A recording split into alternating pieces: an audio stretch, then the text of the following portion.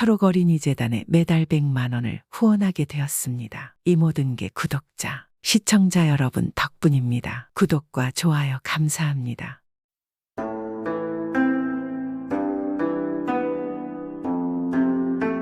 옛날 옛적의 한 마을에는 홀어머니와 어린아들이 살고 있었습니다. 어느 날 새로운 사또가 부임하는 행사가 열렸고 온 마을 사람들이 몰려가서 행사에 참석하고 행렬을 구경하게 되었습니다. 새로 부임한 사또의 행차가 시작되었습니다. 생전 처음 보는 성대한 동네 사또의 행차를 보고 있던 아들은 어머니에게 물었습니다. 어머니 정말 굉장합니다. 너무 부러워요. 저도 어른이 되면 저렇게 멋지게 될 수 있는 건가요? 그러자 어머니는 우울한 표정을 지을 수밖에 없었습니다. 아들아, 너는 어른이 되어도 저렇게 할 수 없단다.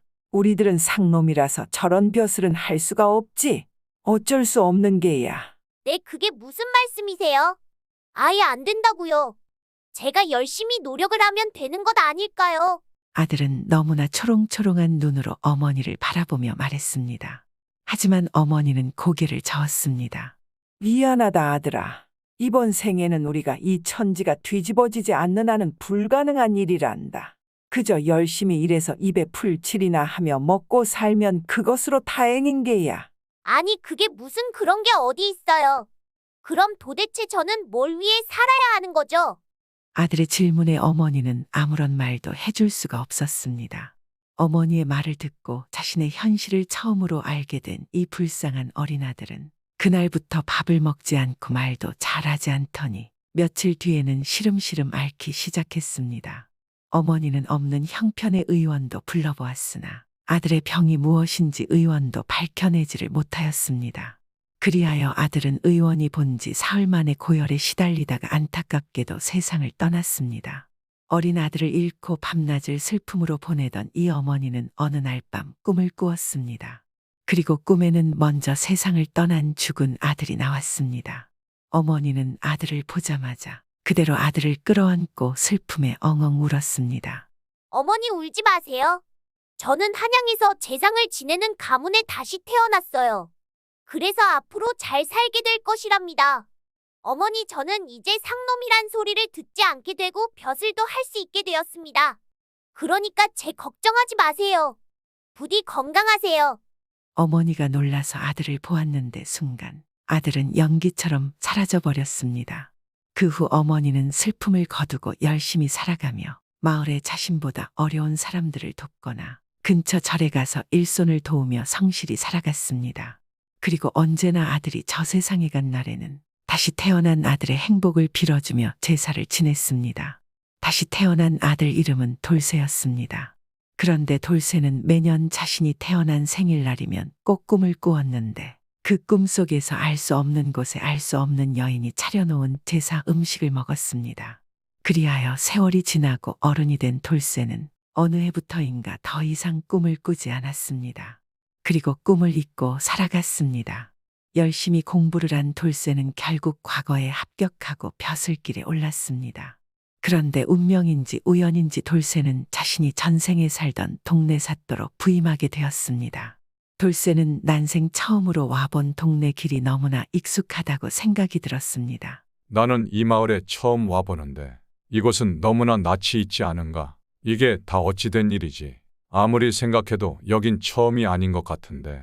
돌쇠는 곰곰이 생각을 해보았지만 이유를 알 수가 없었습니다. 한편 이 돌쇠의 전생의 어머니는 여전히 혼자 어렵게 살아가고 있었습니다. 어려운 상황에서도 언제나 다른 사람을 돕고 살았으니 마을 사람들도 그런 어머니를 무척 좋아하였고 한편으로는 그녀의 딱한 사정을 안타깝게 생각하며 늘 찾아와서 안부를 물어주었습니다. 그런데 이 마을에는 아주 탐욕한 부자가 있었는데 그가 웬일로 어머니에게 찾아왔습니다. 그는 이 어머니의 집터를 사고 싶다고 하였습니다. 이 부자가 자신의 아버지의 묘를 이장할 곳을 알아보고 있었는데 이 어머니가 살고 있는 집터가 장차 나라의 재상이 나올 명당터였던 것입니다. 부자는 사실을 숨기고 어머니에게 접근하였습니다. 이봐, 내가 자네가 혼자 사는 게 안쓰러워 그러니 이혼 집을 팔고 좋은 집으로 가게. 내 집값을 톡톡히 쳐줄 테니까. 부자는 많은 돈을 주겠다고 어머니를 계속해서 설득하였습니다. 하지만 어머니는 고개를 저었습니다. 아이고, 그럴 수 없습니다. 이 집은 제 아들과 추억이 있는 곳입니다. 또한 죽은 제 아들이 이 집 마당에 묻혀 있습니다. 다 늙어서 많은 돈에 새 집이 뭐 필요하겠습니까? 어머니는 아무리 설득을 해도 집을 팔 생각을 하지 않았습니다. 그러자 부자는 몹시 화가 났습니다. 이거 안 되겠네. 좋게 좋게 값을 잘 쳐주고 집을 사려고 했더니만 안 팔아. 그럼 우리 조상님 묘에 차질이 생기는데 내가 이 꼴은 또 못 보지. 돈으로 안 되는 게 있으려고 나에게 제값을 주고 팔지 않은 것을 후회하게 해주지. 부자는 그래서 마을 동원의 이방을 찾아갔습니다. 부자는 이방에게 뇌물을 주었습니다. 이방원은 마을 입구에 있는 작은 집 빚지 않습니까? 집터를 제가 좀 가지고 싶은데 이게 제 뜻대로 잘 안 됩니다. 어찌해야겠습니까? 이방은 부자가 준 돈꾸러미를 살펴보며 탐욕에 가득한 눈빛을 하고는 부자에게 말했습니다. 걱정 말라고 내가 책임지고 자네가 가질 수 있게 조치를 해볼 테니까. 아이고, 정말이십니까? 만약 일만 잘 되면 제가 또 성의를 표시를 하겠습니다. 정말 감사드립니다. 그렇게 부자는 이방을 잘 구워 삶아서 이 어머니가 팔지 않은 집을 헐어버릴 수 있게 청을 넣었습니다. 이방은 뇌물을 들고 집으로 돌아가서는 거짓으로 동네 사또에게 올릴 서찰을 꾸몄습니다. 그 어머니가 살고 있는 집이 너무 오래되고 허름하여 도둑들이 자주 들어와서 속히 부숴야 한다는 것이었습니다. 부임한 사또 돌쇠는 마을의 사정을 아직 제대로 파악하지 못한 상황이었습니다. 그래서 밤이 새도록 이전 사또가 남기고 간 문서들을 검토하고 있었습니다. 그런 돌쇠에게 이방이 찾아왔습니다. 이방은 사또 부임식을 성대하게 하겠다고 말하는 것입니다. 그러자 사또가 고개를 저으며 아니네, 간소하게 하게나. 다 백성들의 세금이 아닌가. 그나저나 이 밤에 굳이 그 이야기를 하러 찾아온 겐가. 아니 그것이 말입니다. 이걸 제가 빠뜨리고 드리지 않아서 말이죠. 이방은 그러면서 돌쇠에게 자신이 만든 허위 문서를 하나 내밀었습니다. 돌쇠는 이방이 내민 보고서를 살펴보다가 물었습니다. 이 집이 마을에 도둑이 그리 심하게 든단 말인가. 예, 그렇습니다요. 그리고 이 집이 너무 낡고 초라해서 우리 마을이 무슨 다 망한 것 같이 보여서 마을의 모양새가 좋지 않아 보입니다.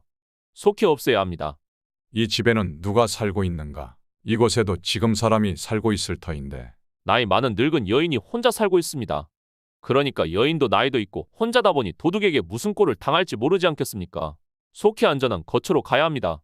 설마 이방이 거짓으로 보고서를 써서 올렸을 거라고는 생각할 여유도 없었습니다. 그저 잘 되었을 것이라 생각을 하고 또 집주인 여인도 마을 중심지로 잘 옮긴다고 하니까 그대로 허가를 해주었습니다. 그리하여 이방이 사또 의명이 쓰인 문서를 부자에게 건네주었습니다. 옳거니 되었다. 이제 할망구를 쫓아내고 거기다가 내 아버지의 묘를 쓸 것이야. 그러면 우리 집안에서는 재상이 태어나겠지. 부자는 자신의 머슴들을 잔뜩 데리고 어머니가 홀로 지키고 있는 집에 들이닥쳤습니다. 그리고 데리고 간 머슴들에게 명령을 내렸습니다. 자, 모두 부숴버려. 오늘 안으로 싹 처리하라고. 머슴들은 다짜고짜 집을 허물기 시작했습니다. 그러자 몹시 놀란 어머니가 밖으로 달려나와서 소리를 질러댔습니다. 이놈들, 이게 무슨 짓이냐? 어찌 남의 집을 다 부순다는 말이냐? 관아에 고발을 할 것이야. 어머니의 말에 이 부자는 웃으며 품에서 이방이 전달해준 허가서를 꺼냈습니다. 아니, 어찌 이럴 수 있는가? 말도 안 돼. 관아에서 어찌 사람이 멀쩡히 살고 있는 집을 부수라고 한단 말인가. 안 된다. 나는 이 집 못 떠난다. 어머니는 기어코 집을 포기하지 않겠다고 악을 바락바락 쓰면서 버텼습니다. 어찌나 소리가 크고 소란스러운지 온 마을의 사람들이 놀라서 어머니의 집 근처로 몰려들었습니다. 머슴들은 집에서 나오지 않겠다는 어머니를 붙잡아 억지로 끌어내려 하였습니다. 그러자 마을 사람들이 부자의 머슴들을 막기 시작했습니다. 이봐, 이게 무슨 짓이야. 그래, 이러면 안 되지. 아니, 멀쩡히 사는 사람 집을 이렇게 갑자기 부순다는 게 말이 되는가. 이 어머니가 어려운 형편에도 마을 사람들에게 도움을 베풀며 살아왔기에 마을 사람들은 자신의 일처럼 발벗고 나서서 돕기 시작했습니다. 그리고 한참 동안 아수라장이 벌어졌으니 곧 소식을 듣고 포졸들이 달려왔습니다. 포졸들이 싸움을 뜯어 말리자 이 부자가 포졸들에게 이방에게 받은 관의 허가서를 내밀며 말했습니다. 아니, 내가 말이야. 관아에서 할 일을 대신 하려고 말이야. 집주인 할망구가 이 허가서를 그 명을 따르지 않겠다고 하는데 낸들 어떡하나? 부자의 말에 포졸들은 허가서를 확인하고는 머슴들은 두고 싸운 마을 사람들과 어머니를 포박하였습니다. 이런 법이 어디 있습니까? 어찌 나라에서 백성들 집을 부수고 빼앗습니까? 그러게 말이오, 이게 말이 되나? 마을 사람들은 억울해하였습니다. 그러니 어머니가 포졸들에게 사정하는 것입니다. 아이고, 나 때문에 이게 뭡니까? 여봐요, 여기 이 사람들은 잘못 없습니다. 내가 잘못한 거예요. 나만 잡아가요. 어머니의 애원에도 포졸들은 마을 사람들과 어머니를 모두 끌고 관하로 갔습니다. 마을 사람들과 어머니가 끌려가고 나자 부자는 머슴들을 시켜서 집을 모두 부숴버렸습니다. 한편 관하로 수많은 사람이 끌려오자 사또돌쇠도 그리고 관아의 관속들도 모두 놀랐습니다. 아니, 이 많은 이들이 어찌 마을에서 소란을 일으켰다는 말인가? 이유가 무엇이냐? 돌쇠가 관아에 끌려온 사람들을 보며 물었습니다. 그러자 이방이 사또에게 말했습니다. 그것이 마을 사람들끼리 다툼이 있었던 모양입니다. 제가 형방도로 잘 타일러서 보내라고 하겠습니다. 사또께서는 이를 보시지요. 이방의 말에 사또돌쇠는 고개를 끄덕였습니다. 그래, 적당히 잘 타일러서 돌려보내도록 하시오. 혹 무슨 큰일이 있는 것이라면 반드시 나에게 보고하도록 하고. 아이고, 예, 그러겠습니다요. 그래야지요. 이방의 말에 안심한 돌쇠는 다시 관청 안으로 들어가려 하는데 그때였습니다. 아유, 사또, 이게 무슨 일입니까? 어찌 관에서 강제로 백성들의 집을 빼앗고 부순단 말입니까? 맞습니다. 맞아요. 이게 무슨 일입니까? 갑자기 마을 사람 중 한 사람이 사또의 모습을 보고 소리치기 시작했고 다른 마을 사람들도 연이어 외쳐댔습니다. 그러자 이방이 큰 소리를 치는 것입니다. 너희들이 지금 누구 앞이라고 이러는 것이냐? 아까 보지 않았느냐? 사또께서 친히 하다란 명아니냐? 그리고 저 집에서 저 늙은 과부가 혼자 살면 위험하지 않느냐? 더 이상 떠들지 마라. 안 그러면 국법을 어긴 죄고 모두 아웃시킬 것이다. 이방의 말에 사람들이 조용해지자 사또는 관청으로 들어갔습니다. 그러자 이방은 어머니만 옥에 가두고 마을 사람들은 모두 돌려보냈습니다. 옥에 갇힌 어머니는 아무것도 할 수 없었고 힘없이 그냥 모든 걸 포기했습니다. 그러자 포졸 하나가 어머니를 불쌍히 여겨 주먹밥을 하나 가져다 주는 것입니다. 이 마을에서 어머니의 은혜를 안 입은 사람은 없다시피 한 것입니다. 어머니는 주먹밥을 보며 좋아하며 아이고, 그러고 보니 내일이면 우리 아들 제삿날인데 우리 아들 제사상도 못 차려주고 이렇게 옥사에 갇혀 있으니 안 되겠구나. 이 주먹밥이라도 자정 지나면 놓고 간단하게라도 제사를 지내야겠구나. 어머니는 주먹밥을 먹지 않고 그것을 잘 놓았다가 자정이 되었을 때 제사를 지내기 시작했습니다. 한편 그 시간에 돌쇠는 잠이 들었습니다. 그런데 잠을 자는 중에 꿈을 꾸었습니다. 그 꿈은 그동안 꾸지 않아서 잊고 있었던 해마다 자신의 생일에 꾸던 제사상을 먹는 꿈이었습니다. 제사상 앞에 앉아서 음식을 먹는데 이상하게 제사 음식이 아니고 주먹밥이었습니다. 뭐지, 웬 주먹밥이 제사상에 있는 거지? 돌쇠는 이상하게 생각하다가 옆에서 흐느끼는 한 할머니를 보았습니다. 유심히 다가가서 할머니에게 울고 있는 이유를 물었습니다. 그러자 이 할머니는 돌쇠에게 그간 아들을 위한 제사상을 차려두는 것이라 말해 주었습니다. 돌쇠는 고개를 갸우뚱하며 자신도 모르게 손에 든 주먹밥을 입에 한 입 넣었습니다. 그리고 순간 돌쇠는 그동안 잊고 있었던 기억이 그리고 심지어는 전생의 기억까지 모두 떠오르기 시작했습니다. 돌쇠는 드디어 꿈에서 본 할머니가 바로 전생의 어머니임을 알았습니다. 돌쇠는 자신이 바로 다시 태어난 아들이라고 어머니에게 말하니 어머니가 깜짝 놀라서 돌쇠의 얼굴을 자세히 뜯어보았습니다. 맞구나, 맞아, 그래, 우리 아들이 왔구나. 드디어 왔어. 어머니는 눈물을 쏟으며 돌쇠를 안아주었습니다. 그렇게 돌쇠는 어머니와 부둥켜 안고 울었습니다. 그리고 눈물을 멈추고 어머니의 얼굴을 눈을 씻고 다시 보았는데 얼굴은 바로 자신이 낮에 보았던 집을 나갈 수 없다고 관아에 끌려왔던 여인의 얼굴이었습니다. 순간 너무나 놀란 돌쇠는 그대로 잠에서 깨어났습니다. 어머니였구나. 어머니가 집에서 나를 기다리고 계셨던 거야. 그래서 집을 포기할 수 없다고. 아니, 내가 이러고 있을 때가 아니다. 돌쇠는 자리를 박차고 나가서 곧장 하옥된 어머니에게 갔습니다. 어머니를 부르짖으며 돌쇠는 달리고 또 달렸습니다. 그리고 황급히 옥사 안으로 들어갔습니다. 그리고는 자신의 전생의 어머니를 보고 눈물을 흘리며 어머니 일어나 보십시오. 소자 이제야 어머니를 알아보았습니다. 이제야 알아보았습니다. 아이고 아들아, 우리 아들이 왔구나. 깨어난 어머니는 그가 자신의 아들임을 알고 눈물을 흘리며 꼬가들을 끌어안았습니다. 두 사람은 그렇게 부둥켜 안고 엉엉 울었습니다.